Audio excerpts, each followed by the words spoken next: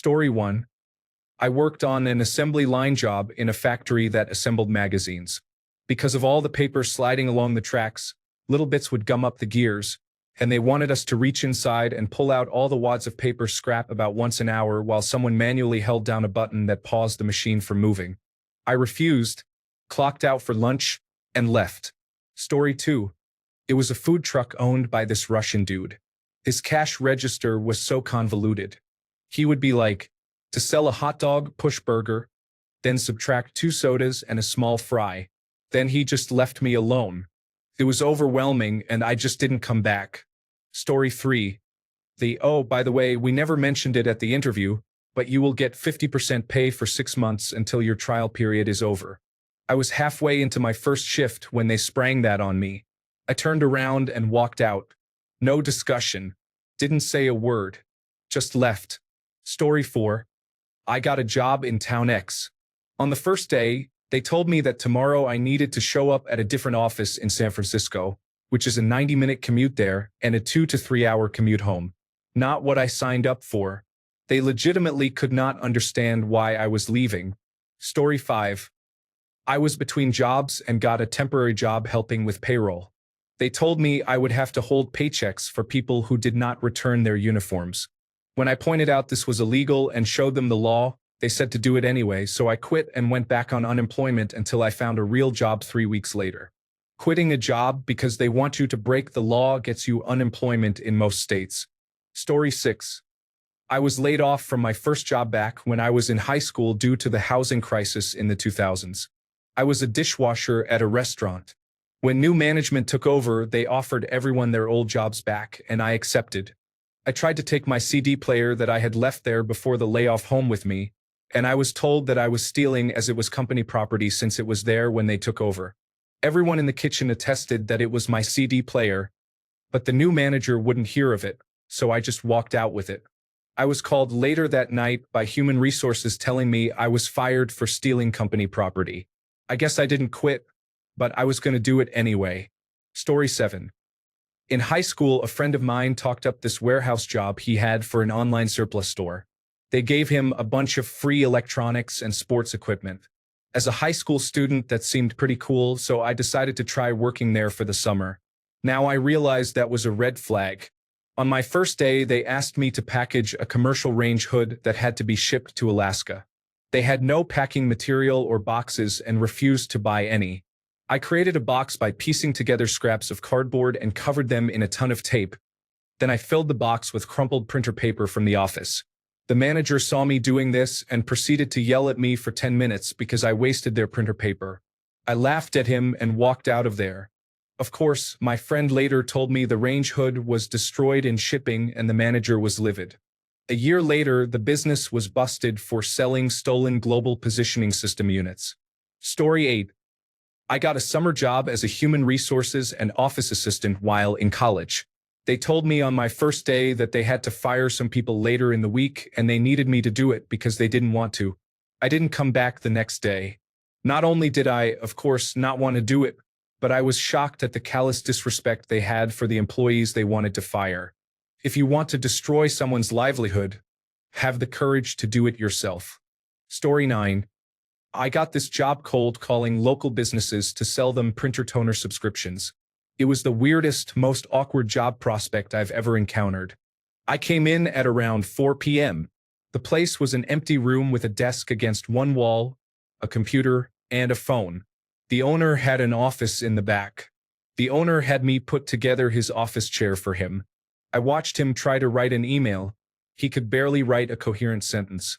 After finishing the chair, he instructed me to pull up a program on the computer and call the numbers to ask if they wanted to buy toner subscriptions. I spent the next 3 hours awkwardly calling places, asking if they wanted to buy toner. There was no script, no product descriptions, and no printer models, completely winging it. Many asked if I would install it for them. I didn't know. No one on either side had any idea what was going on. I left and immediately texted that I wasn't coming back. The owner texted back that I wasn't qualified for the position. I never got paid for the approximately 4 hours. Story 10. When I found out their time clock system didn't track hours worked, but the minutes spent typing or moving your mouse. And it would take random screenshots too. If you're in a video meeting, I guess they get to take pictures of you too. All that, and they wanted this installed on my personal computer. That and a few other reasons made me back out after one day. Story 11. It was supposed to be a business-to-business sales job. On the first day, I get paired with a highly successful veteran salesman, and we go downtown. Next thing I know, we're walking into a Jiffy Lube waiting area, and the guy I'm with takes out a box of makeup samples and starts trying to sell makeup to the people waiting for their oil to get changed. We leave, and I'm like, what is going on? I thought this was business-to-business sales. He's like, well, I do go from business to business doing sales. I'm like, that's door to door, not business to business. I asked to be brought back to my car and never called those people back. Story 12. After 3 interviews, negotiations, and tests, they agreed on my salary, and we started on Monday. I came in, did all the paperwork, and got assigned a PC and desk. Before coming in, I noticed the red flag that they had a high turnover, but they offered me a really good salary. All of a sudden, I received an email from the chief executive officer that he wanted to test me again and gave me 3 complex tasks from his side business, totally unrelated to my skills and position in the company, like asking a doctor to write code. He told me to just do it because I was working for him from now on. I stood up and went through the door. Half an hour later, Human Resources called me and asked me to come back. I told her to have a good day and never contact me again. At my new job, I have a colleague who worked there for 1 year. She started telling me crazy stories about the boss and the company. I didn't dodge a bullet, but rather a rocket strike. Story 13. I was a cold caller trying to solicit donations for an organization. Called a man. His widow answered the phone saying he had recently passed. The supervisor said I should try and get the widow to make a donation. I was done. Story 14. I was assigned to a middle school grade 6 as a student teacher. I was supposed to be under the guidance of the classroom teacher. She was all too willing to let me be in complete charge and told me I could just do whatever. I called my faculty advisor and requested to be reassigned. The next day, I was at a different school with a teacher who knew what she was doing. Story 15. I have never quit a job on the first day, but I saw someone who did for physical reasons. This was a man in his mid-50s who was hired to be a construction inspector at good old Fort Irwin. He showed up one Monday morning in mid-July, got his briefing, and then went out into the field. Do you know what Fort Irwin is like in mid-July? It was a typical 110 degrees Fahrenheit day by noon. I saw him come back at noon. He was beat red and drenched in sweat. I heard him tell our supervisor he simply could not take it, so he quit.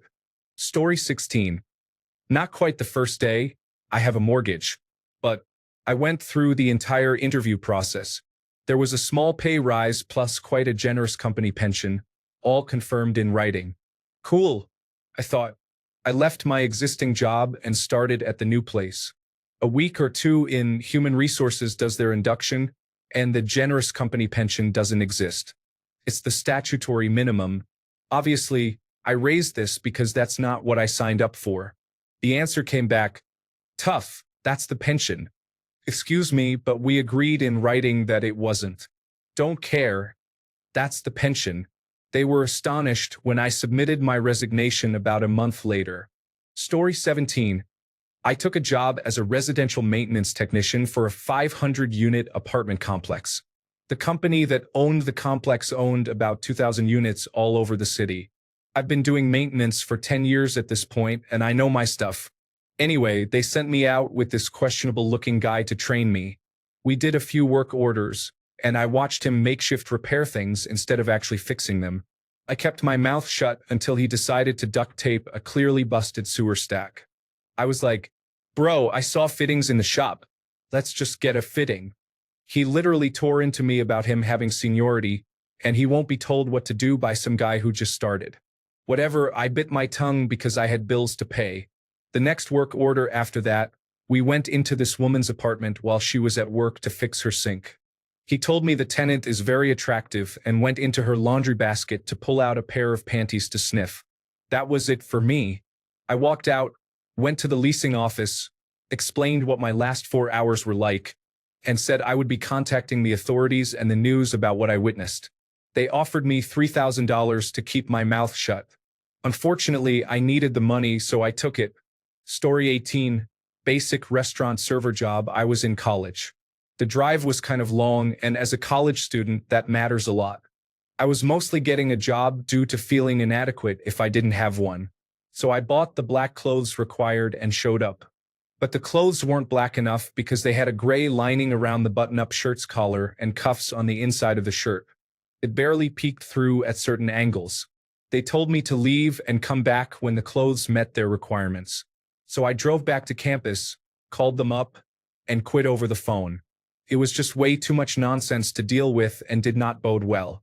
Story 19. Interviewed for a position, and they outlined everything I would be doing. Got there the first day and discovered that I would be doing none of it. Fortune 50 company, no less. Story 20. I was a General Motors car salesman for half a day. A family of 5 came in and settled on a Pontiac Catalina. The sales manager told me to squeeze another $275 from them. I went to the family, cut $500 from the contract, turned it in, and sent them home in a new ride.